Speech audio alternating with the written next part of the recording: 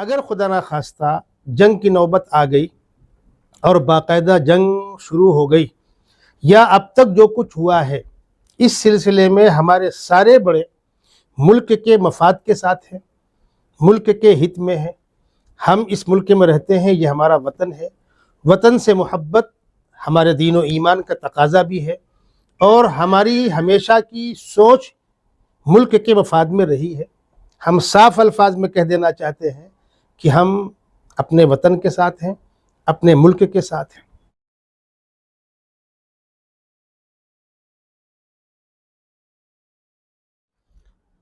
محترم ناظرین، السلام علیکم ورحمۃ اللہ وبرکاتہ۔ گزشتہ 22 اپریل کو پہلگام کشمیر میں جو ایک انتہائی ناخوشگوار، انتہائی دکھی، دہشت گردانہ واقعہ پیش آیا، جس نے 26 بے گناہوں کی 26 سیاح جو بے گناہ تھے ان کی جان لے لی۔ پورا ملک دکھی ہوا، ہم سب دکھی ہوئے۔ ہم نے اپنے دکھ کا اظہار بھی کیا، اور جن خاندانوں کے ساتھ یہ واقعہ پیش آیا تھا ان کے ساتھ اپنی ہمدردی کا اظہار بھی کیا، ہمارے سارے بڑوں نے۔ پھر یہ تناؤ بڑھتا گیا، چونکہ دہشت گردانہ واقعہ تھا، 26 بے گناہوں کی جان چلی گئی تھی، حالات تو کشیدہ تھے۔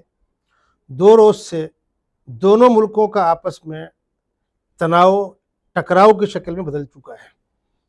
طرفین سے ایک دوسرے کے اوپر حملے ہو رہے ہیں، اور ابھی یہ چٹ پٹ وارداتیں جو ہیں یہ کسی بڑی جنگ کی شکل میں رونما نہیں ہوئی ہیں۔ دنیا کے سارے بڑے ممالک اس جنگ کو ٹالنے کی اپیلیں کر رہے ہیں، دونوں ملکوں کی عوام بھی جنگ کو ٹالنے اور اس کو گریز کرنے کی اپیلیں کر رہے ہیں، اس لیے کہ جنگ کسی مسئلے کا حل نہیں ہوتی۔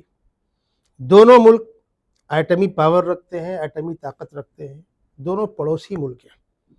خدا نہ کرے کہ وہ دن آئے کہ جب تباہی اور بربادی ہماری آپ کی نگاہوں کے سامنے ہو، لیکن اگر خدا نخواستہ جنگ کی نوبت آ گئی اور باقاعدہ جنگ شروع ہو گئی یا اب تک جو کچھ ہوا ہے اس سلسلے میں ہمارے سارے بڑے ملک کے مفاد کے ساتھ ہیں، ملک کے ہت میں ہیں۔